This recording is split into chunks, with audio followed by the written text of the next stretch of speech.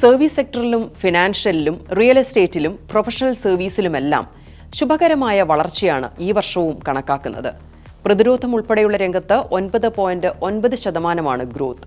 Hotel, transport, communication രംഗത്ത് 7.5% അധികം വളർച്ച രാജ്യം പ്രതീക്ഷിക്കുന്നു. കാർഷിക മേഖലയിലും അനുബന്ധ മേഖലയിലും 3.1% വളർച്ച രാജ്യം എക്സ്പെക്ട് ചെയ്യുമ്പോൾ ഇലക്ട്രിസിറ്റി, ഗ്യാസ്, കുടിവെള്ളം എന്നിവയിൽ 2.1% വളർച്ചയും നമുക്കുണ്ടാകും. ഈ കാലഘട്ടത്തെ ഗോൾഡിലോക്സ് പീരീഡ് അഥവാ ഇന്ത്യക്ക് ഏറ്റവും അനുയോജ്യമായതെന്നാണ് RBI വിശേഷിപ്പിക്കുന്നത്. ഇന്ത്യൻ സാഹചര്യത്തിൽ ഏറ്റവും ഐഡിയലായ സമയം.